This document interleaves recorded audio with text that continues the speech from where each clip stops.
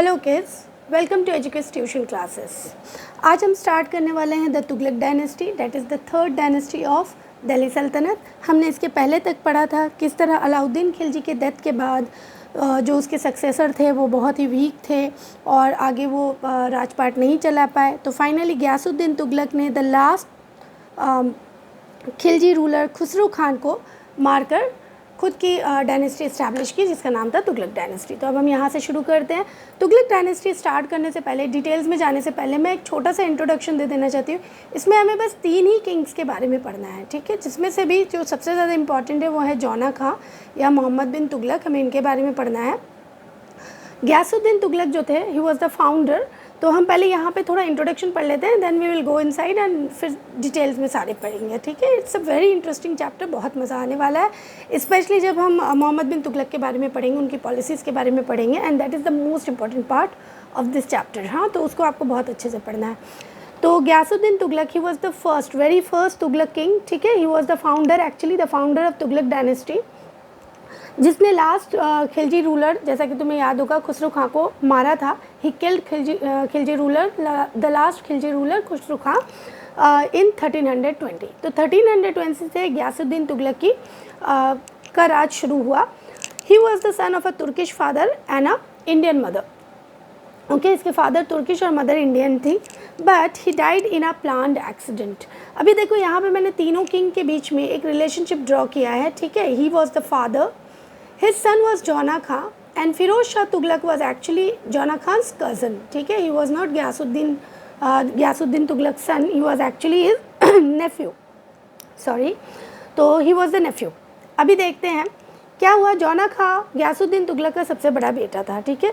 गयासुद्दीन तुगलक ने इसको इनहेरिटेंस में लिख दिया था कि he would be my next king, जब मैं after my death Mohammad bin Tughlaq will be my king. But जब भी गयासुद्दीन तुगलक जो है ना, वो सिंध में एक कॉन्क्वेस्ट करके लौट रहे थे, उन्होंने जौना खां को बंगाल में भेजा हुआ था। तो बंगाल को फतह करके जब जौना खां वापस लौट रहे थे, तो उनको किसी ने बताया कि गयासुद्दीन तुगलक ने ना अपना इरादा बदल दिया, वो तुमको और किंग नहीं करने वाले, वो अपने दूसरे बेटों को किंग करने वाले। तो ये सोचकर जौना खां जो बहुत इनसिक्योर हो गया, और उसने वो एक वेलकम ये होता है ना, उसको मतलब एक प्लेटफॉर्म बनाया था, वो लकड़ी की बनाई थी, और जब गयासुद्दीन तुगलक आए तो उसने उसमें आग लगवा दी थी, ऐसा कुछ। अच्छा, इसके ऊपर बहुत डिबेट भी चलती है। कुछ हिस्टोरियंस बोलते हैं कि हाँ, वो मोहम्मद बिन तुगलक ने मार दिया उसको, कुछ बोलते हैं कि उस पर बिजली गिर गई थी। तो वो अभी भी मतलब ऐसे ही चलता रहता है। हमें जो पढ़ना है वो ये कि क्या मोहम्मद बिन तुगलक ने खुद अपने फादर को डेलिबरेटली मरवा दिया था, ठीक है, टू गेट द किंगशिप। अभी मोहम्मद बिन तुगलक जो है, इसको हम द मैड किंग भी बोलते हैं। ये बहुत ही इंटरेस्टिंग पार्ट है और इससे बहुत सारे क्वेश्चंस आते हैं। इसको मैंने बहुत अच्छे से एकदम अलग अलग करके बहुत ऑर्गेनाइज्ड वे में लिखने की कोशिश की है, जो बुक्स में शायद ना मिले उस तरह। तो आप उस तरह पढ़ोगे तो आपको एकदम से याद हो जाएगा, ठीक है। अभी हम पढ़ते हैं। जौना खां, जिसने अपना लक़ब लिया था Muhammad bin Tughlaq, he was a very intelligent person and he had an extraordinary memory, ठीक है। वो बहुत इंटेलिजेंट था और इसने ना बहुत सारी स्कीम्स लाई थी, बट इसकी स्कीम जो थी इतनी फ्यूचर ओरिएंटेड थी कि इसके जो लोग थे, जो इसके साथ जो एक्चुअली में स्कीम को इम्प्लीमेंट करवाते हैं, जो ऑफिसर्स हैं या जो आर्मी पर्सनल है या जो फार्मर्स है, जो रेसिपिएंट्स हैं ऑफ द स्कीम, वो एक्चुअली इसकी स्कीम्स को ठीक एक्सेप्ट नहीं कर पाए, ठीक से उसको मतलब कंक्लूड नहीं कर पाए। इस वजह से इसके सारे स्कीम्स फेल होते रहे और फाइनली इससे स्टेट को बहुत नुकसान पहुँचा। ये हिस्ट्री में पहली दफ़ा हुआ था, ठीक है, कि देखो जब ही जौना खां की डेथ हुई मोहम्मद बिन तुगलक की, तो उसके बाद ना कोई किंग नहीं बनना चाहता था। हाँ, दिस इज़ सो फनी, कोई भी किंग नहीं बनना चाहता था क्योंकि स्टेट की हालत ही इतनी ख़राब थी, ठीक है। तो फिर उलेमा का मतलब होता है जो नोबल्स, हाँ, जो पढ़े लिखे लोग होते हैं, दरबारी जो होते हैं, उनके इंसिस्टेंस पे उन्होंने नॉमिनेट किया था फिरोज़ शाह तुगलक को to become the ruler of Delhi. तो फिरोज़ शाह तुगलक ने फिर 37 ईयर्स यहाँ पे राज किया, स्टार्टिंग फ्रॉम 1351 टू 1388, ठीक है। He was a very peace loving, just and benevolent king. Benevolent का मतलब होता है very kindly, friendly, helpful etcetera, बहुत काइंड। एंड जस्ट मीन्स होता है जो जस्टिस प्रिफर करता है। तो अभी हम आगे बढ़ते हैं, 1 बाय 1 तीनों किंग को पढ़ेंगे। इनमें से गयासुद्दीन तुगलक के लिए पढ़ने को हमारे पास ज़्यादा कुछ नहीं है, कुछ पॉइंट्स हैं जिसको आप पढ़ लो, इससे क्वेश्चंस बहुत कम आते हैं। ठीक है। इनका असल नाम गाजी मलिक था, इन्होंने गयासुद्दीन तुगलक अपना खिताब लिया था खुद से। So he killed the last Khilji ruler and establish Tughlaq dynasty. ये इंपॉर्टेंट क्वेश्चन है, यहाँ से पूछते हैं who was the founder of Tughlaq dynasty. So Ghiyasuddin Tughlaq. He was born to a Turkish father and an Indian mother, ये भी हम पढ़ चुके हैं। Next, he was a very efficient administrator and a capable military commander too. तो ये एक अच्छे किंग थे, ये बहुत अच्छा एडमिनिस्ट्रेटर भी था, मतलब अच्छे से इसने राज को चलाया था, स्कीम्स अच्छी लाया था, ठीक है। और ये मिलिट्री कमांडर भी था, मतलब कॉन्क्वेस्ट में भी ये खुद जाता था और जीत कर भी आता था।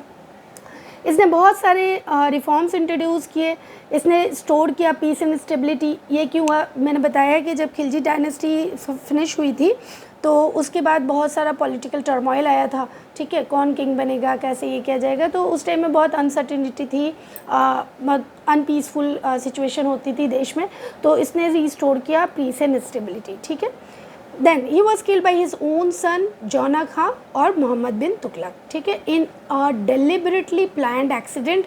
Mark these words. In terms को आप लोग अगर अपने क्वेश्चन आंसर्स में यूज़ करोगे तो you are sure to get good marks, ठीक है। मैंने कोशिश की है कि जो भी इंपॉर्टेंट टर्म्स है वो मैं बुक से उठा के यहाँ रखूँ, और आप जब आंसर लिखोगे make sure that you are using these terms in your sentences. And let me tell you one thing, यहाँ पे whatever notes I create, मैं ट्राई करती हूँ कि मैं बहुत छोटे छोटे क्लिप सेंटेंसेस में नोट्स को बनाऊँ ताकि ये जगह कम ले और वीडियो छोटी और आपको समझ में भी अच्छे से आ जाए। बट मेक श्योर कि when you are writing your answers तो आप उसको अच्छे से इलॉबरेटेड कंप्लीट सेंटेंसेस में लिखो। नेक्स्ट अब हम चलते हैं Muhammad bin Tughlaq. This is the most funny and most exciting and most important part of this chapter, ठीक है। He is also called the mad king. क्यों मैड किंग बोलते थे ये पढ़ेंगे, ये भी एक क्वेश्चन बनता है, why was Mohammad bin Tughlaq called the mad king, ठीक है। अभी हम पढ़ते हैं उसका character. He was the most learned and accomplished scholar. Scholar का मतलब होता है पढ़ा लिखा इंसान, तो उस टाइम का ना ये बहुत ही ज़्यादा अकॉम्प्लिश्ड, बहुत ही ज़्यादा इंटेलिजेंट, बहुत ज़्यादा पढ़ा लिखा किंग था पहला, ठीक है। He had mastered logics, philosophy, maths, astronomy, physical sciences etcetera. इसके अलावा उसको बहुत ज़्यादा आर्ट एंड कल्चर में भी इंटरेस्ट था। So he love Persian poetry, literature, fine arts, calligraphy, music and also the company of learned man. उसको पढ़े लिखे लोगों के साथ बैठ के बहस करना, उनके साथ टाइम स्पेंड करना बहुत पसंद था। अच्छा, नाउ ही इज़ रिकॉग्नाइज्ड, ये एक इंपॉर्टेंट पार्ट है, इसको आप लोग मार्क करके अच्छे से पढ़ना, इसको एलैबोरेट करके लिखने की कोशिश करना। He is recognized as the mad man और the wisest fool, idealist and visionary. Idealist मतलब होता है जो बहुत सारे आइडियाज़ लेके आता है नए नए, एंड विजनरी मतलब जो दूर की सोच सकता है, ठीक है। तो ये बहुत ही एडवांस टाइप का एक राजा था। ये अपनी जो पॉलिसीज़ लाया था ना वो उसके टाइम में फिट नहीं हुआ, अदरवाइज उसकी पॉलिसीज़ बहुत इंटेलिजेंट थी, बहुत अच्छी थी, ठीक है। सो यहाँ क्या लिखा है, recognised as mad man, wisest fool, idealist and visionary, as he made brilliantly achieved and poorly executed projects ending in failure. Now देखो मैंने इस लाइन को मार्क किया है, ये जो इंपॉर्टेंट टर्म्स है ये तुम्हें आंसर्स में लिखना ही पड़ेगा। Brilliantly conceived but poorly executed projects, इसका मतलब क्या होता है कि वो जो प्रोजेक्ट्स लाया था वो बहुत ही सोच समझ के, बहुत ब्रिलियंट वे में उसने सोच समझ के कंस्ट्रक्ट किया था, बट उसका एग्जीक्यूशन बहुत पुअर था। एग्जीक्यूशन का मतलब होता है कि जब उसको इम्प्लीमेंट किया जाए, जैसे कि वो कोई पॉलिसी लाता है तो उसके जो ऑफिसर्स हैं जब उसको इम्प्लीमेंट करते हैं तो वो प्रॉपर वे में उसको इम्प्लीमेंट नहीं कर पाते थे। इस तरह they all ended in failures. Now here we come to the important part और Now here we come to the most important part of this chapter, ठीक है।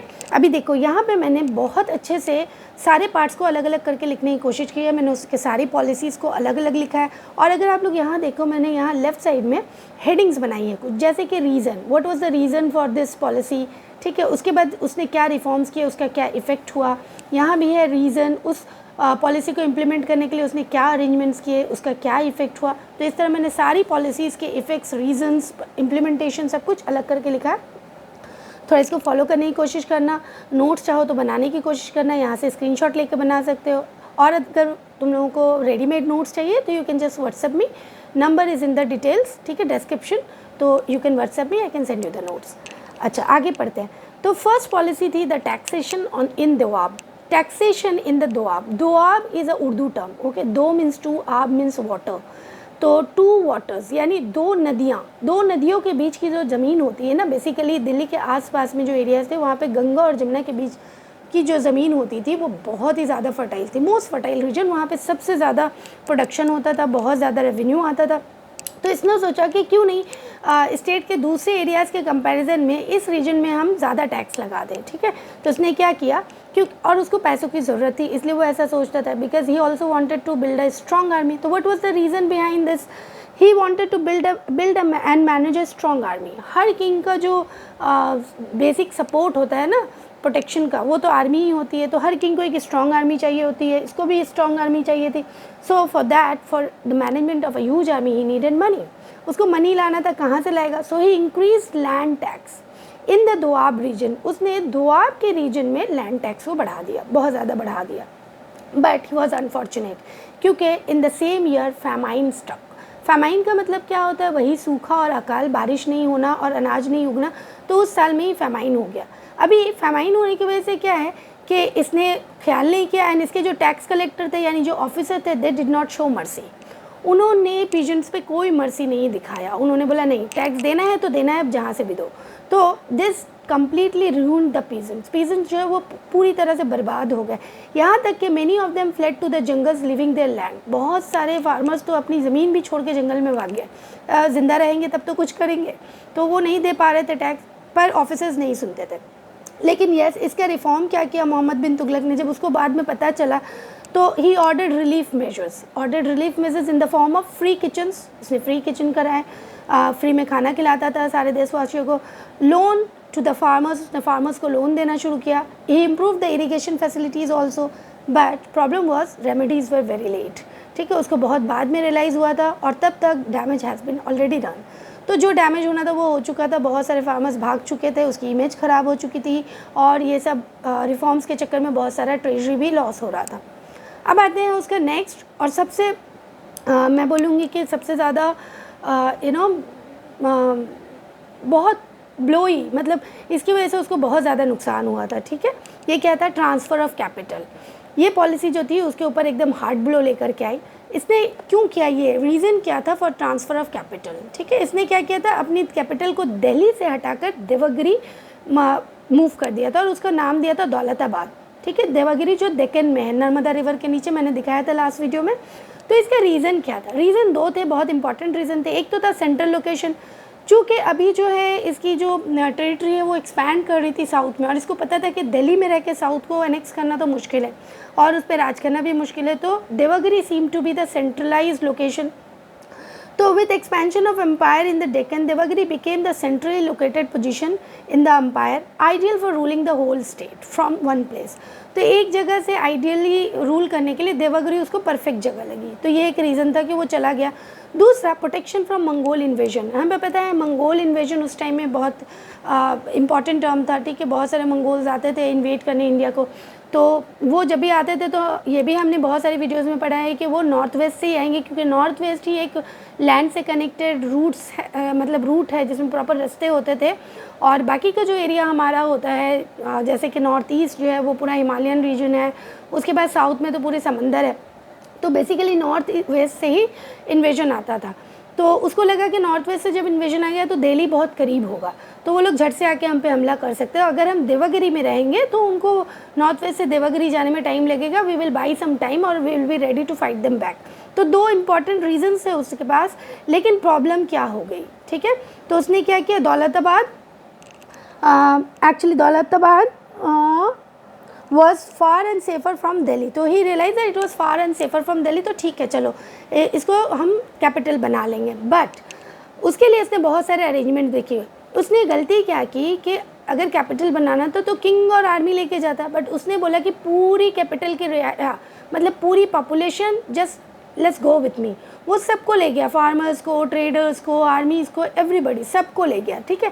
ही shifted the entire capital, entire population along with everyone, okay, living in Delhi. Delhi में जो भी रहता था सबको बोला चलो ना। It was a 1250 kilometre distance, ठीक है। देवगिरी से दिल्ली का डिस्टेंस 1250 किलोमीटर था। It was very far away from Delhi.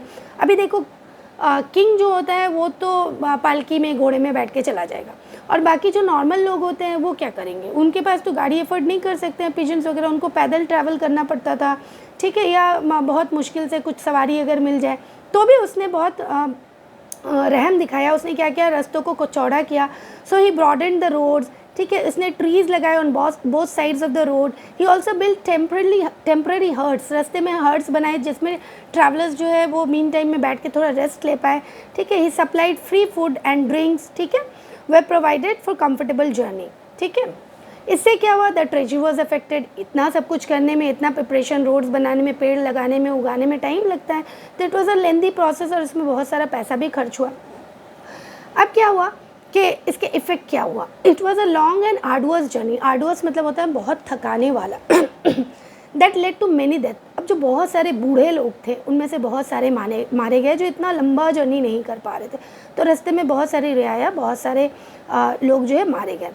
Now second was change in atmosphere. They were use to living in the plain region जहाँ पे नदियाँ हैं, वेदर क्लाइमेट बहुत अच्छा है. जबकि साउथ में क्या होता है, ये इट्स अ रगड ट्रेन, यहाँ पे क्लाइमेट जो है बहुत गर्म होता है basically compare to the northern areas, ठीक है. तो यहाँ का एटमॉस्फेयर जो है it was a alien condition, ठीक है, which made the survivors home sick. यहाँ एलियन कंडीशन मतलब क्या होता है कि कुछ ऐसा जो उन्होंने पहले एक्सपीरियंस नहीं किया था. तो यहाँ की कंडीशंस टोटली डिफरेंट थे उन लोगों के लिए जो दिल्ली से आ रहे थे. तो इसकी वजह से जो लोग बच गए, जो सर्वाइवर्स रह गए, वो भी बहुत होम सिक फील करने लगे. उनको लगा कि घर चलो, यहाँ हम नहीं जी सकते हैं, this is not a place for us, ठीक है. Everybody became so home sick, but फिर भी they adjusted because it was the order of sultan. अभी क्या हुआ, in absence of sultan Delhi got expose to the attack, ठीक है. अभी दिल्ली को जो है मंगोल अटैक के लिए वो एक्सपोज हो गया. वहाँ पे कोई भी नहीं था प्रोटेक्ट करने के लिए. So realizing his mistake, Muhammad bin Tughlaq ordered the people to return after 2 years. 2 साल के बाद जब मोहम्मद बिन तुगलक को ये रियलाइज़ हुआ कि भाई दिल्ली को अकेला छोड़ना was not a good idea, वहाँ पे तो अब इन्वेजन होने लगा है, तो उसने बोला चलो सारे वापस चलो. अभी दिस वॉज अ वेरी क्या बोलूँ, not a very fine judgement.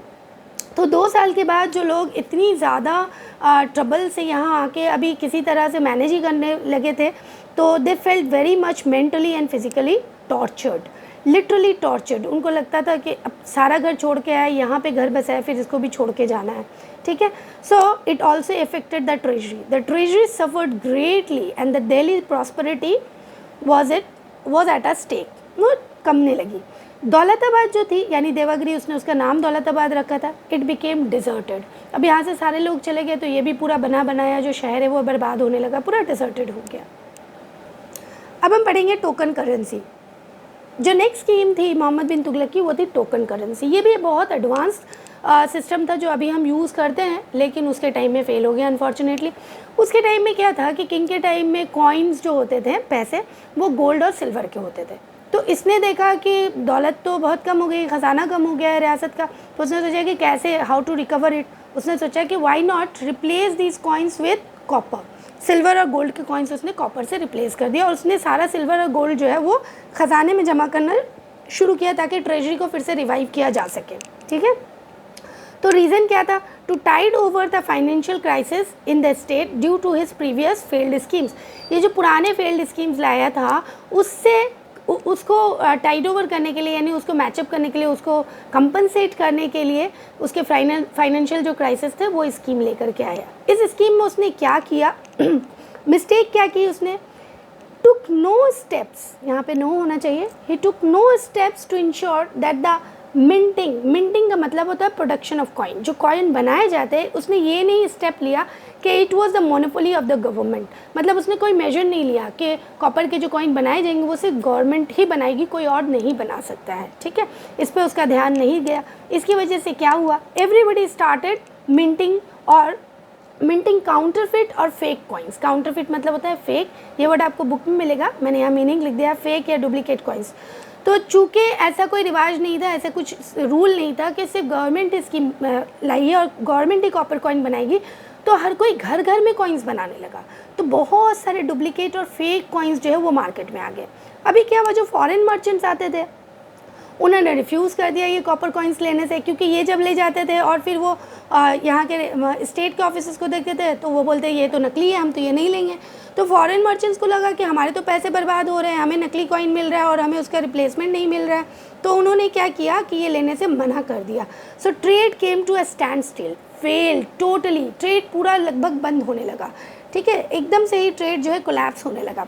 इसकी वजह से क्या हुआ, the whole economic system collapse, पूरा जो ये पैसों का लेन देन और मनी मटेरियल है ये सारा कुछ कोलैप्स होने लगा। ठीक है, अभी ये बहुत बड़ी बात थी कि वो इसके अलावा तो फिर स्टेट चला भी नहीं सकते हैं ना, पैसे नहीं आएंगे तो मोहम्मद बिन तुगलक को क्या करना पड़ा, he had to withdraw the token currency. ठीक है, अब इसका इफेक्ट क्या हुआ कि उसको फाइनली टोकन करेंसी विदड्रॉ करना पड़ा and he had to replace every single original और fake whatever the coin be with silver and gold. ठीक है, फिर से उसका ख़जाना खाली होने लगा, उसको दोबारा हर सिल्वर कॉइन को मतलब हर कॉपर कॉइन लेके गोल्ड या सिल्वर देना पड़ा जिसकी जो वैल्यू होती थी। Token currency was a progressive idea. ठीक है, ऐसा अभी हम देखते हैं, देखो अभी हमारी करेंसी जो है गोल्ड सिल्वर से बदल के पेपर में बदल दी गई है, लेकिन हमारे पास क्या है, इट्स अ प्रोग्रेसिव आइडिया, हमारा गोल्ड और सिल्वर जो है वो देश के ख़जाने में जाता है। ठीक है, but it fail due to poor execution. ये इसलिए फेल हुआ क्योंकि वो प्रॉपरली एग्जीक्यूट नहीं कर पाया, उसने सारे तरफ ध्यान नहीं रखा। अभी क्या है, we can not mint rupees notes हम घर पे नहीं बना सकते हैं, बिकॉज अगर हम पकड़े गए तो हमें जेल होगी, पर उस टाइम में ऐसा कोई निज़ाम या ऐसा कोई सिस्टम नहीं था। अभी आते हैं एक्सपेंशन स्कीम। अब ये जो है ना बहुत लालची भी बोलूँगी ठीक है, इसको लगा कि why to means only stay in India, उसको लगता है मैं तो बड़ा इंटेलिजेंट हूँ, चलो बाहर भी चलते हैं, दुनिया में फैलते हैं। सो ही उसने सोचा था कि सेंट्रल एशिया पे मैं कब्ज़ा करूँगा। ठीक है, actually he also wanted to conquer the whole world. तो स्टार्टिंग उसने सोचा कि सेंट्रल एशिया से करते हैं।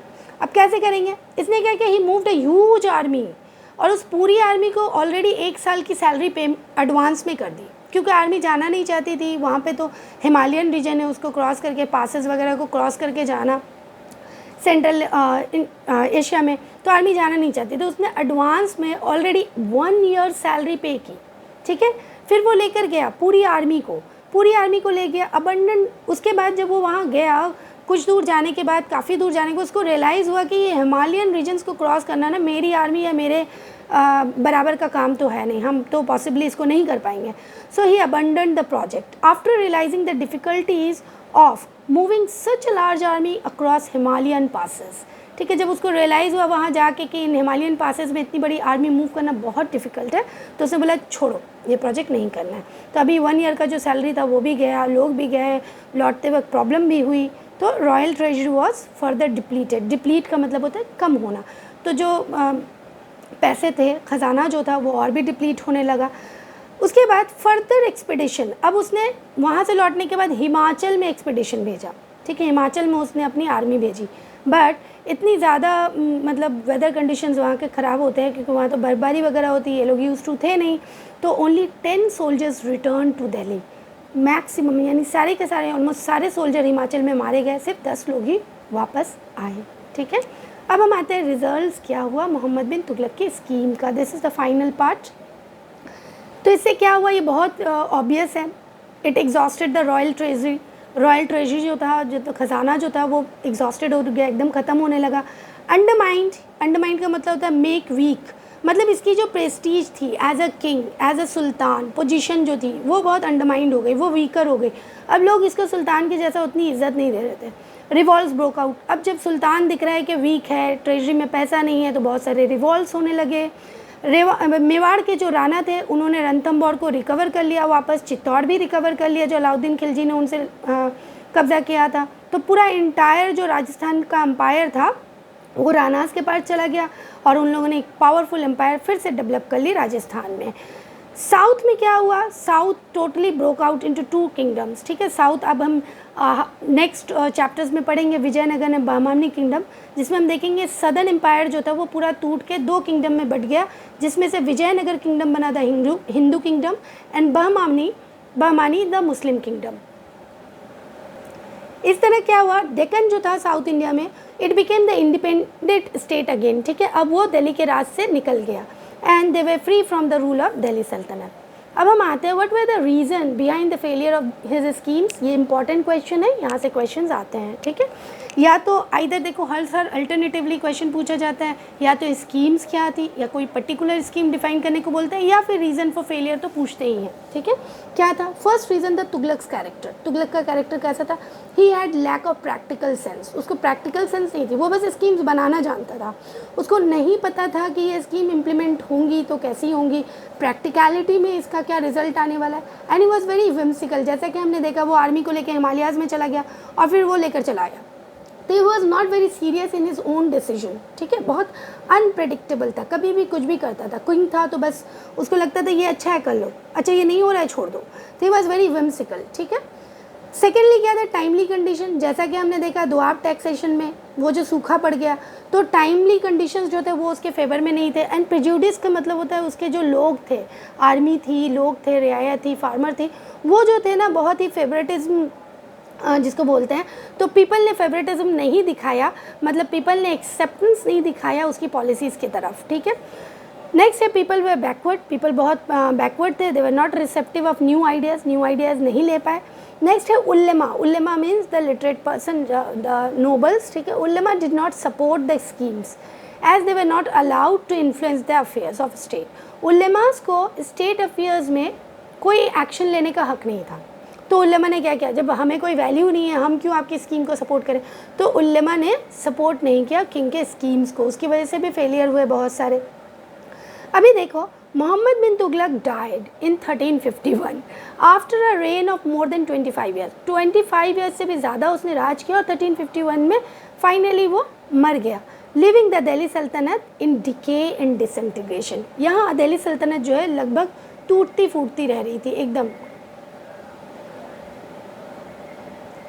अच्छा यहाँ मैं एक फ़नी बात बताती हूँ। जब मोहम्मद बिन तुगलक मरा ना, तो मैंने ये कहीं पढ़ा था कि मरते वक्त उसने बोला कि सुल्तान को रियाया से फुर्सत मिल गई, मोहलत मिल गई, और रियाया को सुल्तान से फुर्सत मिल गई।